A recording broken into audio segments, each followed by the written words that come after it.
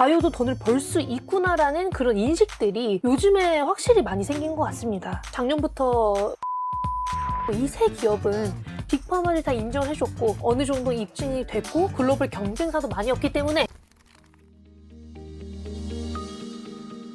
잘 한번 들어보세요. GLP-1, 바이오시밀러, CDMO, 면역 관문, ADC 다 아시는 내용. 어렵습니다. 특히 제약 바이오 어떻게 보면 기술 용어일 수도 있겠습니다만 이 산업의 용어가 참 어려워요. 그런데도 우리나라에서 시가총액 5손가락 안에 드는 기업이 바로 또 삼성 바이오로직스이기도 하고요. 세계적인 기업이 또 돼가고 있죠. 투자자들의 관심도 상당히 높은데요. 하지만 한꺼풀씩 파고 들어갈수록 또 어렵기도 하고. 그래서 오늘은 이걸 준비했습니다. 진짜 하루 만에 이해하는 제약 바이오 산업을 같이 한번 또 읽어보시죠. 산업 측면에서도 또 투자 측면에서도 같이 공부가 되실 겁니다. 이 책의 저자인 LS증권 전 애널리스트로 활동을 했던 강하나 작가와 함께합니다. 안녕하세요. 안녕하세요. 초보가 읽어도 되는 네. 책이에요. 네, 진짜 완전 하루 초보. 만에 이해할 수 있는? 근데 완전 초보분들은 하루 만에 이해를 하시지 못하고 하루 만에 읽되 100% 이해가 아니라 일단 한번 읽고 다시 한번 읽을 때 좀 더 이해가 많이 된다고 하시더라고요. 그래서 큰 틀에서 좀 이해를 도와줄 수 있는 우선 제약 바이오 산업 자체도 이제 우리나라의 신성장 네. 동력 산업이 되고 있습니다만 또 많은 투자자분들도 관심을 갖잖아요. 네. 근데 이쪽이 변동성이 또 엄청납니다. 네.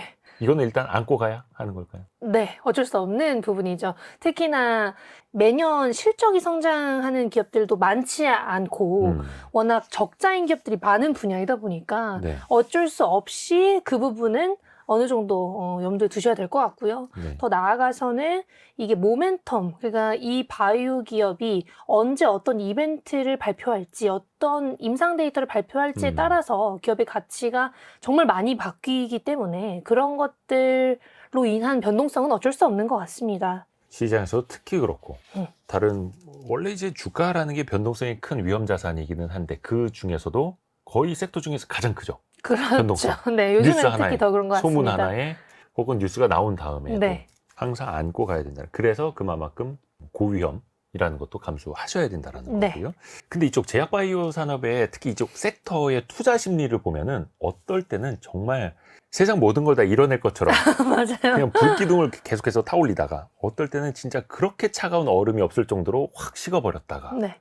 왔다 갔다 하죠. 네. 요즘에는 어떻다고 봐야 돼요? 요즘은 또 다시 좋아졌습니다. 좋아졌어요? 왜냐하면 바이오 기업들을 보시면요. 대부분의 큰 기업들의 실적 성장도 계속되고 있고 아하. 거기에 더불어서 우리나라 빅바이오텍이라고 할 수 있는 알테오젠, 리가켄바이오 혹은 ABL바이오 같은 기업들이 최근에 빅딜, 대규모 기술 이전 계약을 체결하거나 혹은 좀 임상 진전 혹은 상용화를 앞둔 사례들이 점점 많이 나오기 시작하면서 그런 것들이 결국에는 바이오도 어느 정도 안정적일 수 있구나. 바이오도 돈을 벌 수 있구나라는 그런 인식들이 요즘에 확실히 많이 생긴 것 같습니다. 그러니까 과거에는 단순히 꿈과 희망만 있었는데 네. 물론 그 밑에는 기술이 있겠습니다만 이제는 그걸로 숫자로 나타나는 실적이 있고 라이센스 아웃이라고 하는 기술 이전 수출도 네. 꽤 훨씬 더 자주 커졌죠. 크게 나타나고 네. 있고 그래서 어떻게 보면 이제는 실체가 있는 산업이다 당연히 이렇게 봐야겠죠. 네. 어찌됐든 글로벌 빅파마, 시가총액이 최소 50조 원에서 몇백조 원까지 되는 그런 빅파마들과 국내 기업들의 기술 이전 계약 혹은 협력 계약이 매년 기하급수적으로 늘어나고 있거든요. 거기에다가 그런 계약이 많이 진행이 되는 것뿐만 아니라 계약 금액도 점점 커지고 있다라는 게 좀 포인트인 것 같습니다. 그래서 그런 것들 때문에 제약바이오 요즘엔 또 괜찮다. 그렇게 보시면 좋을 것 같아요. 근데 그럴수록 사람들의 눈높이가 높아지더라고요. 맞아요. 예전에는 수천억 원대 그럼 우와 그러는데 이제는 한 1조 원 정도 나와도 그래? 나왔네. 끄덕끄덕 그 정도 뭐 이렇게 맞아요. 그만큼 또 우리 기업들이 잘 해내고 있다라는 뜻일 수도 있는 거고요.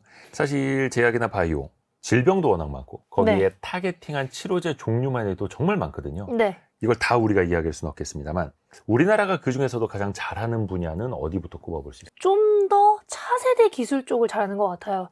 좀 더 차세대 기술이라고 하면 아직 이 기술로 의약품이 많지 않거나 혹은 이 기술이 나온 지 뭐 10년 정도밖에 되지 않은 것들. 네. 대부분의 블록버스터급 의약품들은 사실 약도 관련해서 많고 대부분 빅파마들이 모든 기술을 다 보유하고 있는데요. 이런 차세대 기술의 경우에는 바이오텍들이 개발을 하거나 먼저 기술을 만든 경우가 꽤나 많아서 차세대 기술, 특히 그 중에서도 뭐 ADC 혹은 SC형으로 변경하는 뭐 기술이라든지 혹은 이제 뇌혈관 장벽을 투과해주는 뭐 BBB 셔틀이라든지 혹은 또 RNA 쪽에서는 siRNA 쪽, mRNA와 반대되는 역할을 하는 siRNA 쪽 이런 기술들은 아무래도 특허권의 영향도 있을 것이고 혹은 더 나아가서 조금 더 머리를 쓰는 혹은 연구자들이 개발을 해서 창업을 하는 경우가 많기 때문에 그런 경우가 우리나라에는 조금 더 많은 것 같습니다. 물론 N수, 뭐 회사의 개수로 치면 미국이나 유럽에도 많겠지만 우리나라 기업 중 이제 비율적으로 봤을 때 그런 차세대 기술을 보유한 기업들이 꽤나 많고 최근 글로벌 기업들 중에서도 조금 관심을 많이 받고 있는 기업들이 많아서 그쪽을 유독 잘 하고 있는 것 같고요. 혹은 우리나라가 옛날부터 유명했었던 분야가 사실은 줄기세포 쪽이죠. 그래서 줄기세포 기업이 유독 우리나라에 좀 많기는 합니다. 아직까지 엄청난 아웃풋을 보여준 기업들은 없긴 하지만 줄기세포 쪽 기술력은 이제 우리나라가 거의 탑티어라고 알려져 있고요.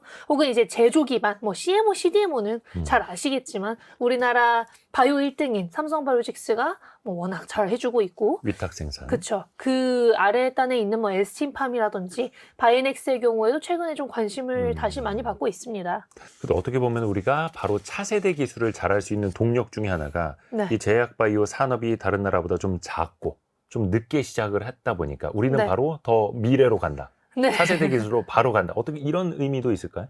이제 늦게 시작을 했고 우리나라가 선진국이 된 지 얼마 안 됐잖아요. 네네네. 그러니까 이런 연구를 할 수 있게 된 게 이제 얼마 되지 않은 거죠. 그래서 조금 더 빠르게 남들이 하기 전에 이제 시작하신 분들도 많은 것 같고 아니면 특정 기술을 해외에서 좀 공부를 해서 한국에서 또 새롭게 찾으신 분들도 이제 좀 있는 것 같습니다. 창업도 그러하고요. 근데 그렇게 어떻게 보면 더 선보이지 않았던 신기술 가지고 네. 우리나라가 미국의, 유럽의 빅파마들과 또 이제 계약을 하고 네, 있는 기술 맞습니다. 수출을 하고 있는 그런 상황까지 또 와 있고요. 아까 잠깐 삼성바이오로직스 이야기를 해주셨는데 삼성바이오로직스 CDMO라고 해서 이 제약품을 위탁 생산 네. 혹은 개발해주는 회사인데 얼마 전에 큰 이슈가 있었습니다. 인적 분할을 하겠다. 네. 그러니까 회사를 두 개로 좌우로 쪼개겠다라는 네. 발표를 했어요. 어떻습니까? 전문가 입장에서 볼 때. 과연 필요한 걸까요? 적절한 판단이었을까요? 어떻게 평가해요? 뭐 좋게 얘기하면 이제 TSMC처럼 내 고객과 경쟁을 하지 않겠다. 뭐 이런 논리로 다가가면 네. 이해상충 우려가 해소가 되기 때문에 굉장히 좋게 보시는 분들도 있는 것 같습니다.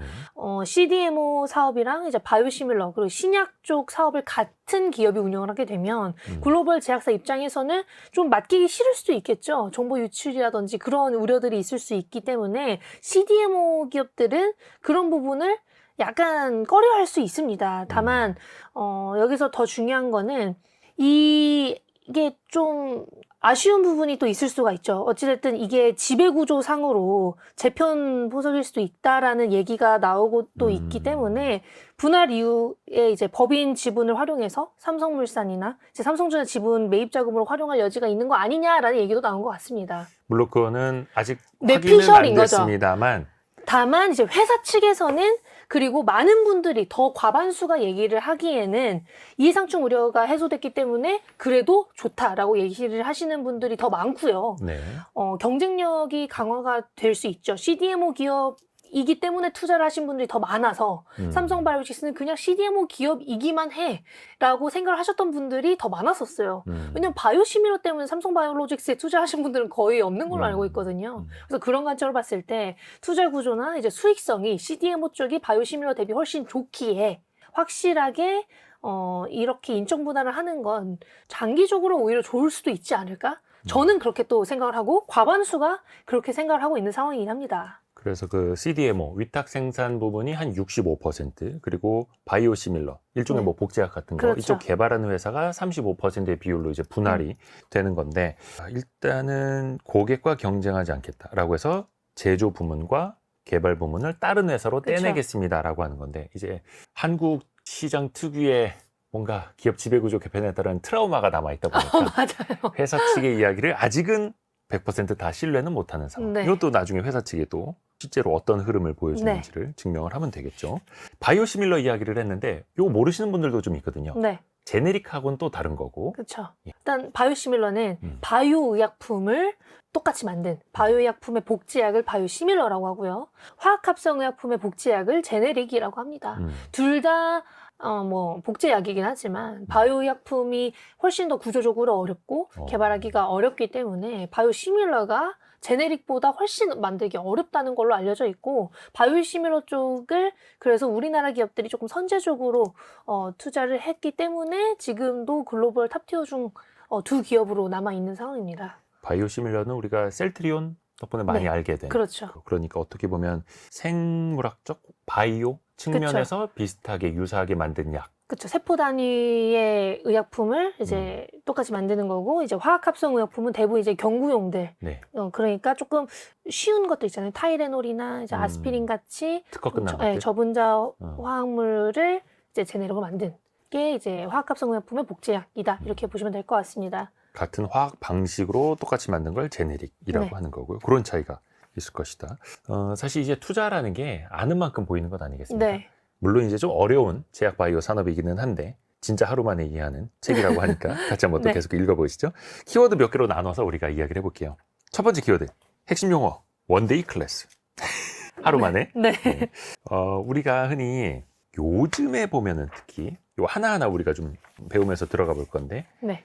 연예인들 사이에서, 유명인 사이에서 내가 이거 맞았다라고 먼저 인증하는 비만약이 있습니다. 네. 예전에는 어떤 뭐 다이어트 약 먹었다 뭐 이러면 약간 숨기기 바빴는데 그렇죠. 요즘에는 이거를 자랑들을 하더라고요. 네.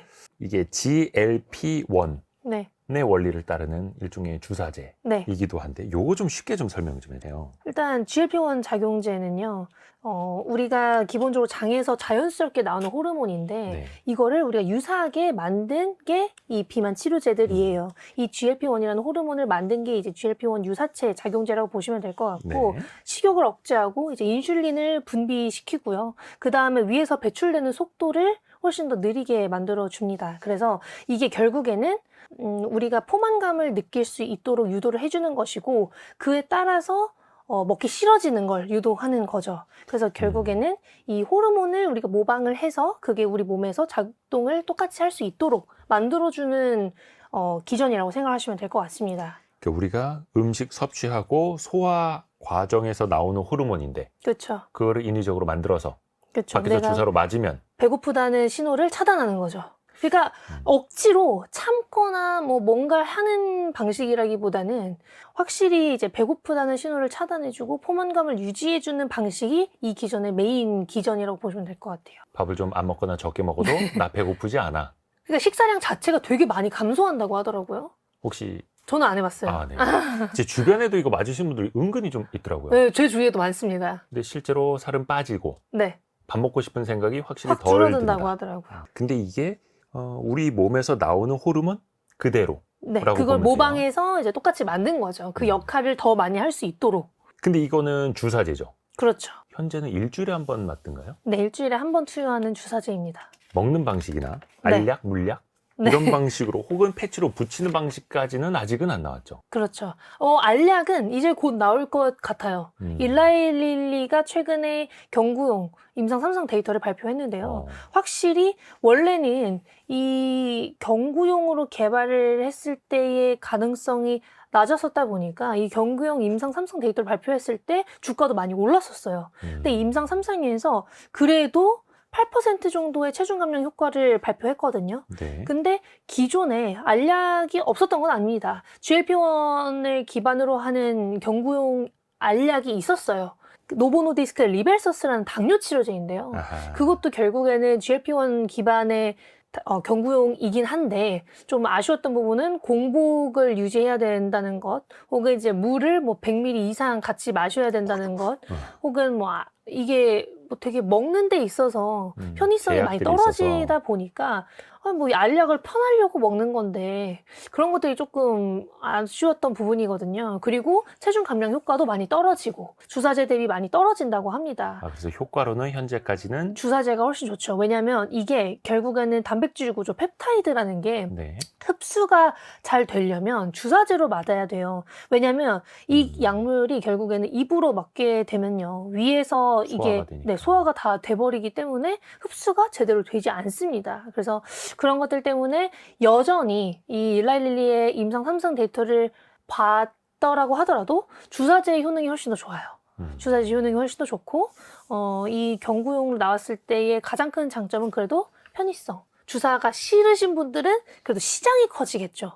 이 투여를 할 수 있는 사람의 시장이 커지는 것이지 이게 뭐 주사제가 다 뭐 경구로 넘어간다 이건 좀 아닌 것 같은 게 효능 차이가 거의 2배 이상 납니다. 그래서 효과를 보기 위해서는 주사제 어쩔 수 없이 그렇죠. 그쪽으로 가야 하고 그런데 주사제에 대한 좀 거부감이 있다면 효과는 좀 그렇죠. 떨어지더라도 나중에 먹는 약으로 할 수 네. 있는 거고 이게 일단은 지금 임상 3상까지 네. 이제 거쳐가고 신약승인 있다라는 신청을 이제 해서 얼마 안 남았네요. 네. 근데 아까 내년쯤에는 잠깐 그 당뇨 치료제였었다 이야기해 주셨는데 네.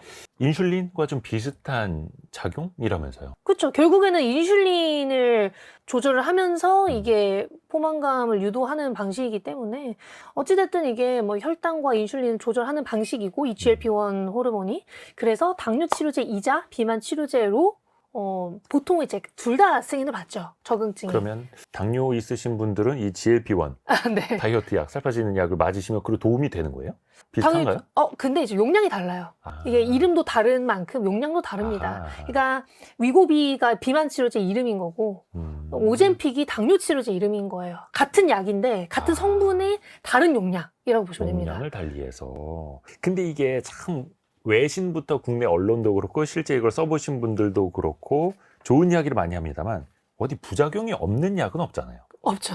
네. 근데 부작용이 그래도 효과 대비해서는 진짜 낫다는 얘기가 엄청 많습니다. 뭐 메스꺼움, 설사, 뭐 혹은 이제 속이 더부룩한 거 이런 것들은 그래도 우리가 어느 정도 다 이해할 수 있는 수준의 부작용이다 이렇게 얘기가 나옵니다. 어쨌든 이게 위 배출 속도가 느려지는 기전인 거잖아요. 그러니까 포만감은 오래 가는데 위가 답답하거나 이제 더부룩하기도 한 거죠. 그래서 그런 것들이 뭐 어느 정도의 안 좋은 부작용이 될 수 있는 거고, 혹은 이제 더 나아가서 이제 장 운동이 조금 억제가 되기 때문에 그게 또 이제 일시적인 소화 이상으로도 이어질 수는 있습니다. 예전만큼 활발한 거는 네, 아닐 아니기 수 때문에 있다. 그걸 또 인위적으로 또 만드는 거기 때문에 이게 참 살 빠지느냐? 어떻게 보면은 왜 그런 거 있지 않습니까? 예뻐진다, 머리 네. 똑똑해진다, 그 다음에 머리털 난다, 네. 살 빠진다. 이거는 정말 글로벌 블록버스터 다 되는 거라고 맞아요. 생각을 하는데 그만큼 시장이 크다는 거죠. 이 비만약도 글로벌 경쟁이 엄청나더라고요. 네. 혹시 우리나라 기업들도 거기 좀 명함 좀 내미나요? 요즘 좀 가장 관심을 많이 받고 있는 기업들 세 군데를 꼽으면 네. 이제 뭐 한미약품, 그리고 이제 뭐 펩트론, 그리고 D&D 파마텍 정도가 있을 것 같습니다. 네. 네, D&D 파마텍의 경우에는 최근에 어느 정도 장기 지속형이 될 수 있는 주사제의 임상 데이터를 발표하기도 했고, 거기에 더 나아가서 경구용도 지금 개발 중이고요.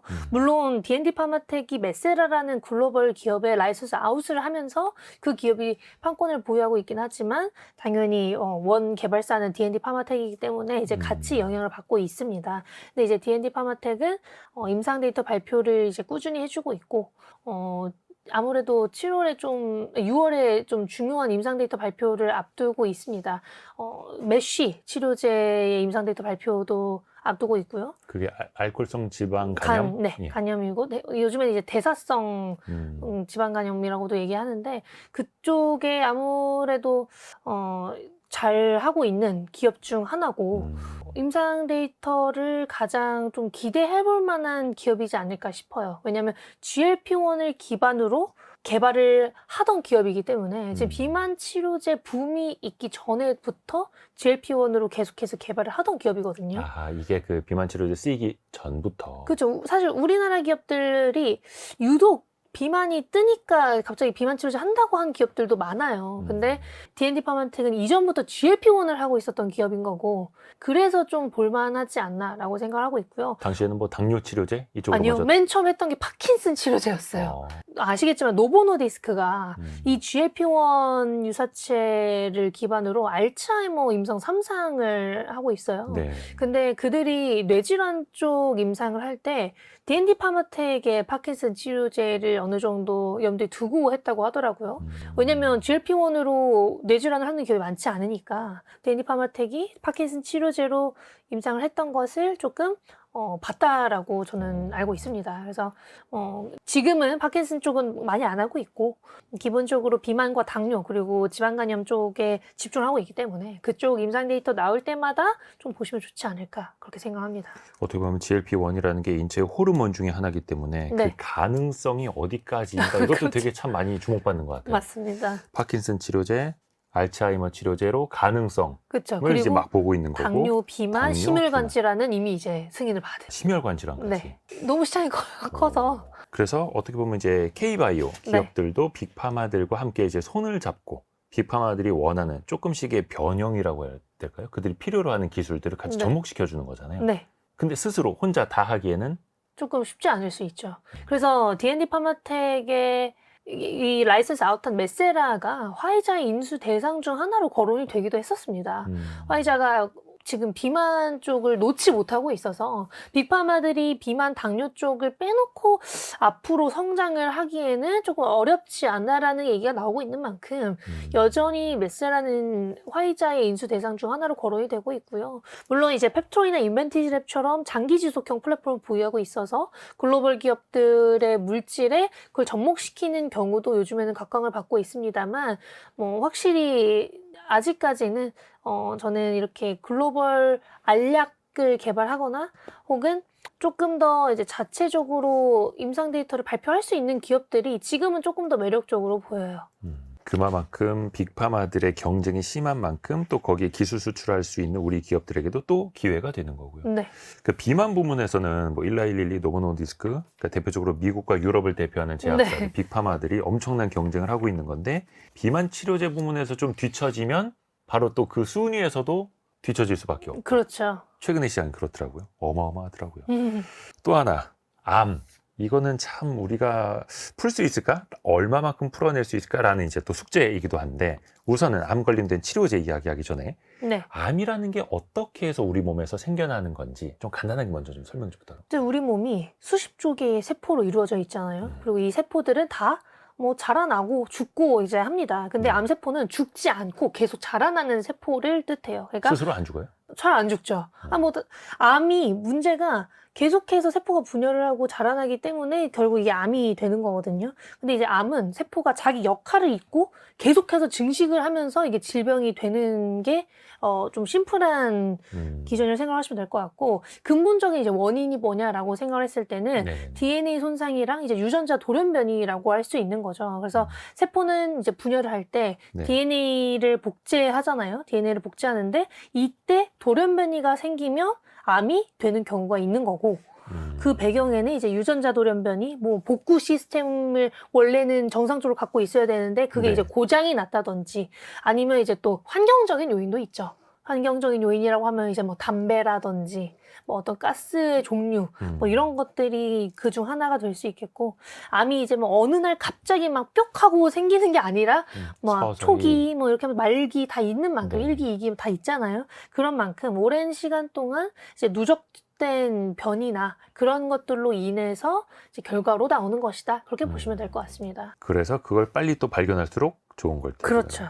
근데 나중에 언제부턴가는 이걸 이제 치료하는 영역으로 넘어가야 할 텐데 항암제도 보면 이게 또 세대가 있더라고요. 1세대부터 현재 한 3세대 정도까지 어떻게 구분하는지도 좀 알려주세요. 1세대는 화학항암제. 그러니까 화학 방식으로. 그렇죠. 모든 암에 사용할 수 있는 거죠. 그러니까 정상 세포도 죽여버리는 거예요. 그러니까 이게 너무 부작용도 심하고 모든 암종에 사용을 할 수는 있습니다만 치료율이 좀 낮고 이제 재발도 좀 잦다. 그리고 너무 힘들어합니다. 독하고. 너무 독하니까 항암 치료를 받을 때 되게 힘들어 하시는 분들이 많더라고요. 네네. 그래서 1세대가 뭐 제일 좀 독하다라고 보시면 될 것 같고 그 외에 머리 빠지고 한 게 그쵸. 이런 1세대 화학 항암제 1세대가 때문에. 제일 또 많습니다. 예. 물론 이제 다른 것들도 빠지는 경우가 많긴 합니다만 1세대가 우리가 이제 흔히 아는 옛날 그거라고 항암제. 보시면 될 것 같고 예. 2세대는 표적 항암제예요.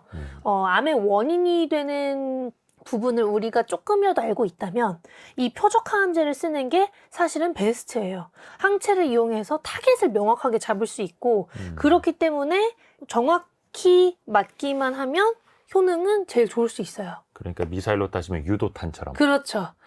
얘가 이것 때문에 암에 걸렸네? 하면 이제 그것만 이제 계속 공격을 하는 거죠. 그런데 이게 또 아쉬운 부분은 변이가 또 생기기가 쉽다라는 거. 내성이 좀 잘 생긴다라고 합니다. 어찌됐든 같은 부분을 계속해서 공격하고 그 부분을 공격을 하게 되면 다른 쪽에 또 이제 전이가 되거나 내성이 생기는 경우들도 존재한다. 근데 그거는 암의 특성 중 하나이기 때문에 좀 어쩔 수 없는 것 같습니다. 3세대는요? 3세대는 우리가 아는 이제 면역항암제. 그렇게 돈을 많이 벌고 있는 면역항암제. 키트루다가 작년 기준으로 제가 알기로 매출액 40조 원을 달성했거든요. 그게 세계에서 가장 큰 항암제. 그쵸. 가장 잘 많이 팔리는 항암제인 키트루다.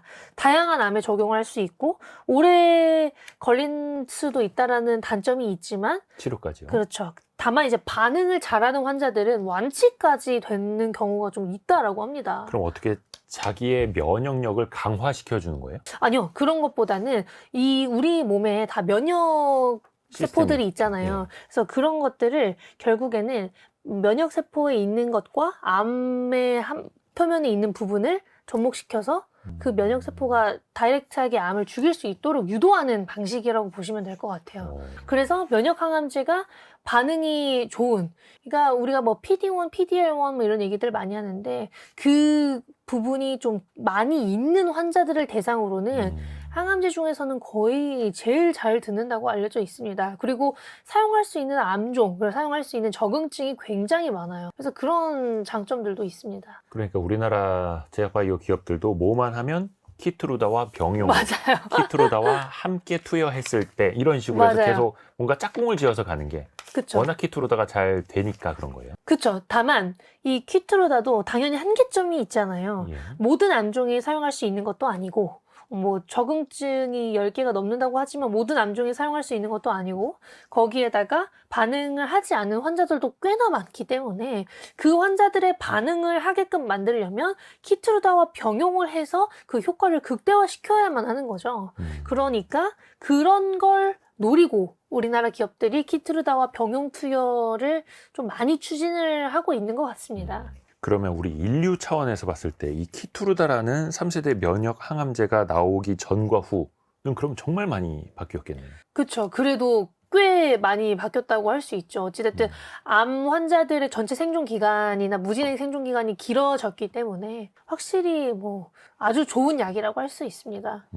그러면 지금은 1세대 화학 항암제는 과연 안 쓰이느냐? 다 3세대만 쓰고 있느냐? 어때요? 아니요. 다 같이 씁니다. 다. 이게 아까 말씀드렸다시피 우리가 2세대와 3세대를 쓸 수 없는 암종들도 있고 그게 안 듣는 환자들도 존재합니다. 내성과 변이도 많을 것이고 혹은 원인이 명확하지 않은 사람들도 있을 것이고 그런 경우에는 제 1세대랑 뭐 2세대를 같이 쓴다든지 혹은 2세대를 쓰다가 뭐 3세대로 넘어간다든지 이게 환자마다 잘 맞는 항암제도 다르고요. 혹은 환자마다 쓸 수 있는 항암제가 다르기 때문에 아직까지도 1세대부터 3세대까지 뭐 섞어 쓰거나 뭐 3세대를 쓰다가 뭐 1세대로 마지막에는 이제 트라이를 한다든지 이런 경우들이 굉장히 많습니다. 그러니까 뭐 4세대, 5세대, 뭐 6세대, 10세대까지 나와도 저는 이제 다 쓰일 거라고 생각을 해요. 우리가 자동차나 스마트폰 같은 건 이제 9세대, 9형 모델은 그쵸. 안 좋은 걸로 보는데 특히 항암제 측면에서 보면 여전히 1세대가 필요할 수도 있는 그렇죠. 거고 계속 같이 쓸 수밖에 없다. 그러면 4세대, 5세대에도 나옵니까? 어떤 것들이 예를 들어서 될까요? 요즘에는 또 이제 뭐 mRNA 암 백신도 얘기가 나오고 있는 경우도 있고 혹은 뭐 더 나아가서 나중에는 뭐 다른 타겟을 찾아서 한다고는 하는데 이게 뭐 4세대, 5세대도 기본적으로 특정 기술을 활용하는 경우가 많아요. 그러니까 최근에 나온 기술로 치면 이제 뭐 방사성의약품 같은 경우에도 결국에는 표적 항암제 중 하나인 거거든요. 네. 표적을 기반으로 하는 항암제인 건데 뭐 방사성의약품이 나온 지 또 얼마 안 됐거든요. 그러니까 이게 늦게 나온다고 뭐 4세대, 5세대는 아니고 진짜 완전히 새로운 게 나와야만 합니다. 새로운 기술로. 근데 이제 그러기가 쉽지 않죠. 그러려면 진짜 엄청난 뭐 임상 데이터가 발표가 된다든지 완전히 새로운 기술이 발표가 돼야 되는데 그러기는 이제 아직은 쉽지 않은 것 같습니다. 잠깐 그 mRNA 네. 언급해 주셨는데 우리 코로나 때 그 모더나의 백신 네. 맞았던 게 그 대표적인 거잖아요. 그렇죠. 혹시 암도 과연 백신이 가능할까? 네. 물론 이제 자궁경부암 쪽에서는 백신이 있다고는 하는데 네. 이게 조금 더 많아질 수는 있을까요? 다양한 암종으로? 근데 자궁경부암은 명확한 바이러스가 유발을 한다라는 게 알려져 있어요. 그러니까 암은 원인이 바이러스는 아니잖아요, 원래. 그래서 뭐 암 백신을 만들긴 좀 어려울 수 있습니다. 이제 이 위암이나 이제 대장암 같은 경우에는 또 심지어 염증이나 이제 생활 습관, 유전인 경우도 많아서 뭐 암 백신을 만드는 게 조금 어려울 수 있을 것 같고요. 그리고 환자마다 이제 항원이 좀 다르고 그런 게 이제 맞춤형을 필요로 하는 요소이기 때문에 시간은 조금 걸릴 수 있습니다. 다만 최근에 이제 mRNA 암 백신이 많이 나오고 있기는 해요. 모더나, 뭐 바이오엔텍 다 개발 중인데 개발 중. 이 mRNA가 우리 세포 안으로 이제 들어가고 세포가 이걸 읽고 그 다음에 표적 단백질인 항원을 이제 만듭니다. 그 다음에 이 면역계가 이 단백질을 적으로 인식을 하고 그걸 이제 훈련시키면요. 그게 결국에는 실제 바이러스나 암세포가 왔을 때, 생겼을 때 신속히 제거를 할 수 있게 해주는 방식인 거죠. 그러니까 심플하게 바이러스랑 똑같이 작동을 하게 이 백신을 만드는 거예요. 그런데 어렵죠. 아직은 이제 개발 중인 상황이고, 다만 이제 흑색종 같은 경우에는 최근에 임상 데이터가 되게 잘 나왔다는 걸로 알고 있습니다. 그래서 그래도 뭐 내년, 내후년에는 어느 정도의 결과를 확인할 수 있지 않을까 기대를 하고 있습니다. 아직 완벽한 암 백신은 아직은 있기가 없다. 좀 어려운 거고. 최고의 암 백신은 그거 아닙니까? 건강한 생활 습관. 맞습니다. 담배 안 하고, 운동 맞아요. 자주 하고, 좋은 음식 먹고. 혹시 항암제가 아예 들지 않는 암도 있을까요? 그렇죠. 뭐 췌장암 이런 경우에는 우리가 찾을 때도 너무 늦게 찾아버려요. 거의 췌장암 환자분들은 말기에 이제 발견이 많이 되거든요. 몸에 중앙에 있어가지고 크기가 커질 때까지 발견을 못해요. 건강검진을 해도? 좀 늦게 발견이 되죠. 그래요? 근데 이게 증상도 또 못 느껴요. 거기에다가 암종에 대해서 투자도 다른 암종 대비 덜 들어갑니다. 빅파마들이 시장성이 훨씬 큰 폐암이나 뭐 그런 암종에 투자를 하고 싶어 하지 췌장암에 뭐 그만큼의 돈 또 투자하지 않거든요. 왜 그럴까요? 치료제도 마땅한 게 없는데. 이제 시장이 그래도 훨씬 작으니까. 근데 이제 췌장암 자체 뭐 당연히 그래도 개발을 하고 있는 기업들은 굉장히 많습니다. 다만 이제 췌장암이 진단을 하기도 조금 어렵고 치료 아직 항암제도 뭐 마땅치 않고. 그리고 이제 간암의 경우에는 악화되기 전까지 별 여기도 증상이 없다라는 점도 없는 건데 간암의 경우에는 생각보다 수술이 더 낫다라는 얘기들도 많더라고요. 그냥 떼어내는 게 더 효과가 좋다라는 얘기들도 많고. 간은 얼마나 떼어내도 살 수 있나요? 몇 %인지 제가 정확히는 모르는데 네, 그래도 떼는 게 낫다라는 얘기들도 많습니다. 물론 최근에 옵디보가 간암 항암제로 승인을 받긴 했습니다만 이게 뭐 간암 항암제로 만들어진 건 아니잖아요. 그냥 면역 항암제를 만들었는데 간암에도 병용 투여했을 시 효과가 좋다 이거기 때문에 그냥 적응증 확장이 된 정도. 근데 이제 간암을 위한 혹은 이제 췌장암을 위한 항암제는 이제 많지 않다. 이렇게 보시면 될 것 같아요. 췌장암이 진짜 많이들 걱정은 하십니다. 스티브 잡스가 이것 때문에 맞아요. 돌아가셨잖아요. 그래서 이게 잘 발견이 또 안 된다고 해서. 네. 그러면 이거는 그냥 운에 맡겨야 하는 영역인가 싶기도 한 거고요. 그쵸. 어느 정도는. 그리고 뭐 검사를 좀 상세하게 하면은 이제 찾아낼 수 있다고 하는데 그게 또 어려우니까. 그러게요. 그래서 우리가 정복해야 할 분야가 참 아직 많이 남아 네, 있습니다. 맞습니다. 또 하나. 치매도 아직 우리 인류가 풀어야 할 숙제잖아요. 근데 치매도 뭔가 치료제라고 해야 돼. 개발을 여기저기서 많이 하고 있죠. 네, 많이 하고 있습니다. 저 어느 정도까지 와 있어요? 근데 치매는 실제로 뭐 승인된 약물들이 뭐 근 2, 3년 사이에 많이 되긴 했습니다만 그런데 이게 너무 비싸기도 하고 치매, 이 알츠하이머 치매 중에서 특히 알츠하이머의 경우에는 원인이 또 명확하지가 않아요. 그러니까 뭐 아밀로이드 베타 때문이다, 타우 단백질 때문이다 이런 얘기들은 많은데요. 원인이 명확하지 않고 이 아밀로이드 베타나 타우 단백질을 없앤다고 해서 이게 나아지는 것도 아닙니다. 어느 정도의 진전은 막아줄 수 있고 약간은 나아질 수 있는데 이게 뭐 완치가 되거나 엄청난 효과를 보이는 건 또 아니에요. 그러니까 이것도 초기에 좀 발견이 돼야 된다라는 단점이 있는데 치매도 증상이 나타나기 전부터 이미 뇌세포가 파괴되기 시작하고 퇴화가 시작을 한다는 단점이 있는 거죠. 그래서 이게 어찌됐든 알츠하이머도 원인이 명확하지 않기 때문에 치료제도 명확히 나올 수가 없다라는 단점이 있는 것이고, 암처럼 이게 치료를 하기 좀 어려운 부분은 뭐냐면 이게 이미 병원을 찾을 때 내가 이미 깜빡깜빡하고 기억력이 많이 안 좋아졌을 때는 이미 뇌세포가 뭐 많이 손상이 되어 있는 상태라서 그걸 살릴 수가 없어요, 뇌세포. 그러니까 젊은 시절로 되돌릴 수 없듯이 그렇죠. 뇌의 일종의 노화이기도 해서 그러니까 그렇죠. 치매가 진행되는 정도만 늦출 뿐 다시 맞아요. 건강이 되돌리는 건 현대의학으로는 안 되는 거고. 그렇죠. 여전히 이것들을 다 가설이라고 합니다. 근데 그래도 뭔가 진행을 늦추는 약까지는 나와 있는. 그렇죠. 이것도 참 우리가 풀어야 할 네, 맞습니다. 풀어야 할 숙제입니다. 왜냐면 우리나라 이제 초고령 사회 되고 하는데 또 걱정 많이 들지 않습니까? 또 하나가 자가 면역 질환이 있습니다. 자가 면역 질환. 이게 내가 나를 공격하는 걸까요? 쉽게 말하면? 그렇죠. 이제 암세포는 외부 침입자처럼 제거 대상이 명확한 거잖아요. 네. 근데 자가 면역 질환은 명확하지가 않아요. 나의 그래서 면역이. 네, 우리 몸의 면역 시스템이 스스로를 공격을 하는 현상이라고 보시면 될 것 같습니다. 그래서 문제의 근원 자체가 내 몸이기 때문에 그러니까 이걸 완전히 제거하기가 어려운 거예요. 우리 편. 그렇죠. 내 편인데 날 공격하는 약간 이런 느낌이니까 아군이 나를 공격해서. 맞나? 이렇게 하면서 이게 완전히 제거를 하기 어려워서 그래서 완치보다는 이제 조절을 하고 계속 가서 관리를 하는 게 이제 주류라고 보시면 될 것 같아요. 그 자가 면역 질환 대표적인 건 어떤 것들이 있을까요? 뭐 류마티스 관절염도 있고요. 쿠른병, 뭐 아토피, 아니면 이제 뭐 건선 이런 것들이 다 좀 시장성이 큰 자가 면역 질환입니다. 그래서 이런 것들은 완치가 어렵다라고 한 게 그런 이유예요. 그렇죠. 그냥 평생 복용을 하고 사는 게 조절을 하면서. 네, 조절이 되니까 그냥 평생 복용을 하는 걸로 이제 다들 생각을 하는 것 같습니다. 그럼 아토피도 그렇고 크론병도 그렇고 류마티스 관절염도 그렇고 네. 그러면 자가 면역 질환 치료제라고 표현을 해야 될까? 이런 거 이제 뭐 복용을 하면서 하면은 그래도 일상생활 하는 데는 큰 무리는 불편은 없죠. 없이 네. 이거는 일종의 염증?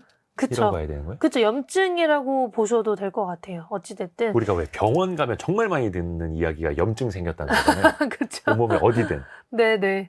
근데 이게 또 염증이 때로는 좋은 역할을 해준다라고 하고 심각하면 또 이게 문제가 되는 거잖아요. 그쵸. 이 개념이 좀 어떻게 되는 거예요? 그냥 이 염증이라는 것 자체가 내 몸이 자체적으로 계속해서 좀 힘들어하는 혼자 그냥 전쟁이 일어나는 거죠. 혼자 전쟁이 일어나는데 내가 할 수 있는 것도 없고 서로 싸우는 거예요. 그냥. 몸속 어딘가에서 계속 이제 일회성 전투가 막 벌어지는 네, 거예요. 자기들끼리 싸우는 거예요. 음. 근데 내가 내 몸인데 이거 뭐 딱히 할 수 있는 게 없잖아요. 내 그걸 다 컨트롤을 하게 되면 네. 필요한 부분까지 문제가 생길 수도 있고 네. 그러니까 이게 좀 어려운 것 같습니다.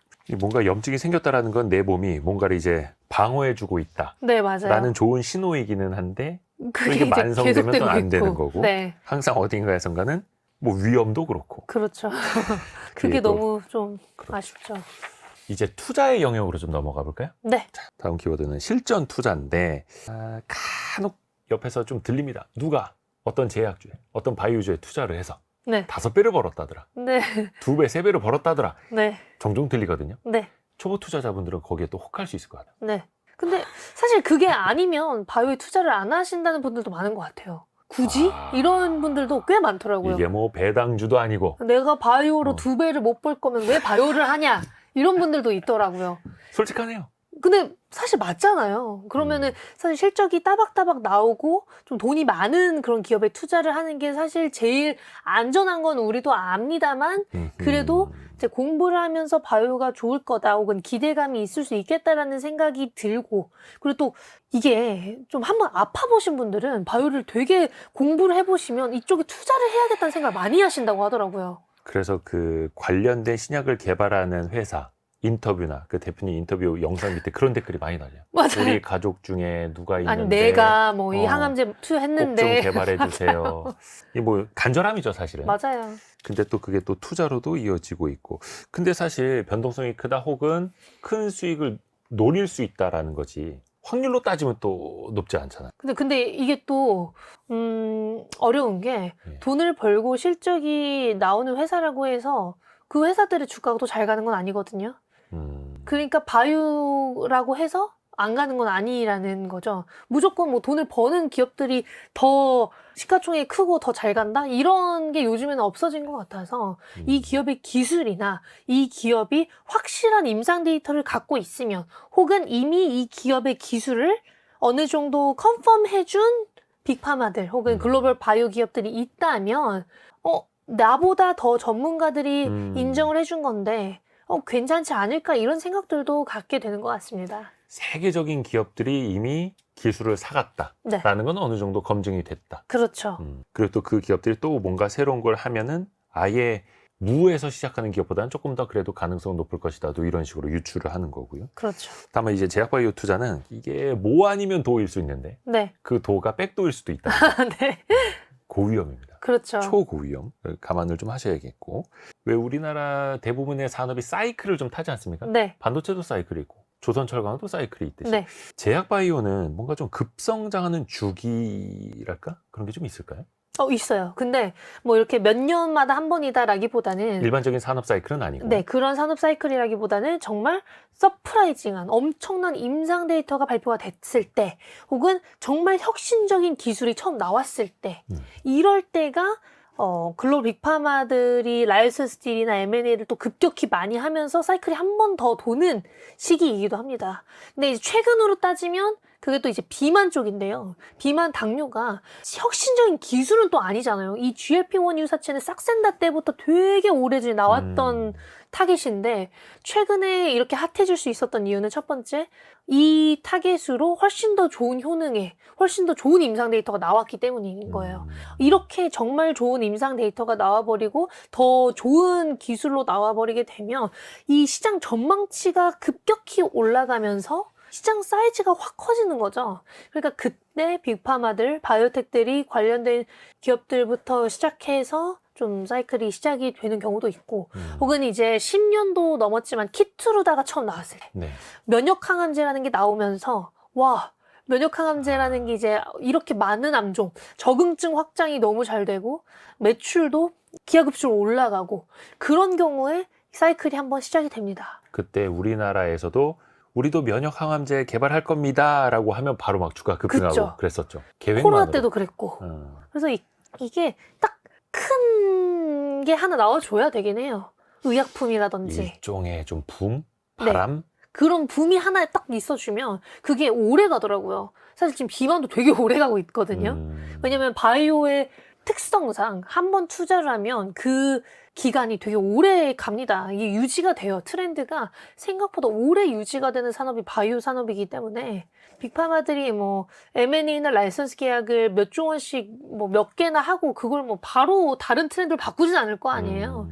그래서 그 트렌드가 한 번 시작이 되면 한 2, 3년간은 지속이 많이 되는 것 같습니다. 그 기술 트렌드가 네. 짧게 보면 시장의 투자자들의 분위기, 심리가 네. 그렇게 또 타고 가는 것일 수도 있는 거고요. 네. 예전에 2017년이었나요? 한미약품이 이제 네. 조 단위 수출 계약 맺었을 때 전반적으로 또 이 제약바이오 투자 심리가 좋아졌었잖아요. 그렇죠.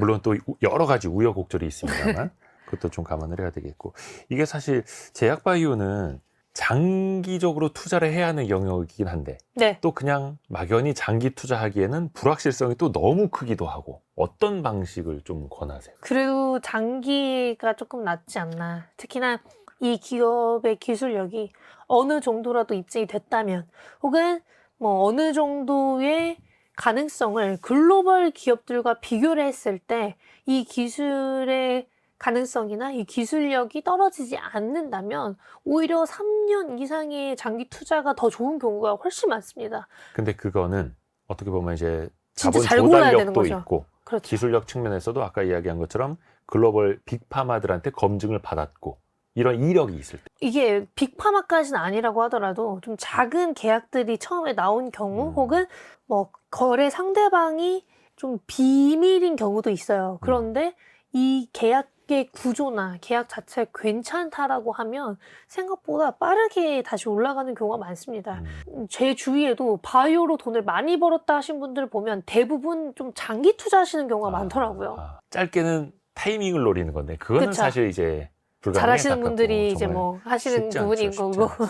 또 많이들 이제 실수하시는 게 뉴스를 보고 급등하는 주식 쫓아갔다가 손해 보시는 분들 많거든요. 이건 좀 어떻게 우리가 대처를 하면 좋을까요? 일단 막 보통 뉴스에 뭐 성공했다 혹은 이제 뭐 라이선스 계약 추진 중 뭐 이런 것만 나온다고 사는 거는 좀 맞지 않고 네. 어느 정도 이 기업이 보유하고 있는 기술력이 어느 수준인지 정도는 그래도 인지를 하고 요즘엔 또 뭐 챗GPT도 잘 나와 있잖아요. 네. 그래서 거기서 내가 정확히 궁금한 것, 정확히 확인해야 되는 거라도 찾아보고 투자를 하시는 게 맞는 것 같습니다. 근데 이게 용어도 어렵고 사실 강하나 작가 같은 경우는 이제 전문 애널리스트고 네. 관련된 공부도 지금 대학원인가요? 네네. 하고 있고 그러니까 이제 전문가의 영역에 있는데 일반인들이 보기에는 이게 제약바이오도 타겟마다 다르고 어떤 방식, 기술 네. 방식마다 다 다르고 너무 하다 많죠. 보니까 그렇다고 그 수십 가지를 다 우리가 꿰고 있을 수는 없는 거고 네. 그러다 보니까 내가 아는 한두 개 기업이나 내가 아는 한두 개 기전에 그냥 깊이 빠져들어가 있어서 근데 이게 또 좋은 건지 또 너무 리스키한 건지 저 너무 리스키한 헷갈리더라고요. 것 같아요. 어찌됐든 뭐 트렌드가 뭐 자주 바뀐다고 자주 안 바뀐다고 말씀드렸지만 안 바뀐다고 하더라도 그 트렌드가 처음 시작할 때는 우리가 어느 정도 알고는 있어야 된단 말이에요. 근데 기술이 너무 많으니까 그걸 우리가 어느 정도는 그래도 큰 틀에서는 알고 있어야 되고 어떤 흐름인지는 알고 있어야 되고 빅파마들이 최근에 어떤 분야에 관심이 많은지도 알고 있어야 되는데 그렇게 한 가지에만 몰두를 하게 되면 그게 이제 어렵죠. 근데 이제 뭐 비만 당뇨처럼 최근에 좀 시대를 잘 만나서 우리나라 기업들이 아직 뭐 큰 계약이 나오기 전이지만 그 시대를 잘 만나서 이렇게 다 같이 가게 되면은 뭐 당연히 땡큐지만 묶여서 그냥 세트로 네, 그렇죠. 근데 그게 아니라고 한다면 조금 오히려 훨씬 위험할 수 있죠. 뭐가 본질인지는 또 들으시는 분들이 잘 좀 따져보셔야 네, 되겠습니다. 맞습니다. 예를 들어서 어느 날 갑자기 성공예감 제약에서 우리도 면역 항암제 할 거예요. 그러면서 이제 같이 그냥 뭐 묻어서 올라갈 수도 있는 거고 본질을 보셔야 됩니다. 그러니까 어떤 분들은 그런 생각도 하세요. 특히 이제 신약 개발 같은 경우는 위험성도 높고 네. 들어가는 돈도 천문학적이고 그래서 대한민국은 제조업이다. CMO, CDMO 위탁 생산이 차라리 마음이 편하다. 이렇게 보시는 분들도 있더라고요. 뭐 유독 삼성바이오직스의 실적이 매년 성장을 하고 있고 수주도 매년 많이 늘어나고 있고 파트너사도 늘어나고 있고 뭐 그런 걸 생각하면 진짜 심플하게 캐파가 늘어나면서 수주도 늘어나고 그에 따라 실적도 늘어나는 구조잖아요. 네. 그러니까 삼성바이오직스의 경우에는 그런 관점을 투자를 하셔서 오히려 수익을 내신 분들도 굉장히 많은 것 같더라고요. 그리고 돈을 버는 국내 기업들이 또 많아요. 그렇게 적지 않습니다. 그래서 그런 기업들이 만약에 좀 유의미한 파이프라인을 갖고 있다, 유의미한 기술이나 라이선스 계약을 체결한 적이 있다 하면은 이제 그런 기업에 투자를 하는 것도 하나의 방법인 거죠. AI 반도체 전쟁에서 누가 이기든 간에 TSMC가 돈을 꾸준히 벌고 있듯이 네, 그런 맞습니다. 느낌으로. 또 하나가 앞에서도 천문학적인 금액이 들어간다라고 말씀을 드렸는데 이게 무슨 뭐 신약 개발하는데 1, 2년 만에 되는 것도 아니고 길게는 10년 이상 맞아요. 가야 하지 않습니까? 그래서 계속해서 적자 자본 조달, 적자 자본 조달 이게 또 많이 반복이 되는데 이거는 좀 어떻게 가려서 봐야 돼요? 적자인 기업들이 많기는 하지만 자금 조달을 할 때 어떤 식으로 자금 조달을 하는지, 그러니까 이 자금 조달의 원인, 이 자금 조달을 해야 되는 혹은 이 자금을 어디에 쓸지가 명확하면 사실 괜찮습니다. 바이오텍이 돈이 필요한 거는 당연한 사실이고 이 기업이 이미 라이선스 계약이나 다른 기술력을 입증한 사례가 있다면 이 자금 조달을 하는 기간이 또 기회인 경우가 되게 많아요. 그래서 이 자금 조달을 하는 게 나쁘다라고 생각을 하시는 것보다는 자금 조달을 하는 이유가 명확한지를 아시는 게 훨씬 더 좋을 것 같고요. 이 자금 조달을 하는 기업들의 특징 중 하나가 옛날에는 대주주들이 참여를 하지 않았다였어요. 유상증자나 그런 데 참여를 하지 않았다라면 요즘에는 그래도 대주주나 대표들이 참여를 하면서 조금은 그런 부분이 많이 좀 나아지고 있긴 합니다. 그래서 일반 주주분들 입장에서 봤을 때 아니 저 회사가 한 300억 조달을 하면서 대주주는 왜 참여를 안 해? 당신도 책임 있는 모습을 보여라 라고 하는데 이게 또 현실적으로는 그 대주주분들도 집 담보 맡겨서 사업하시는 분들이고 맞아요.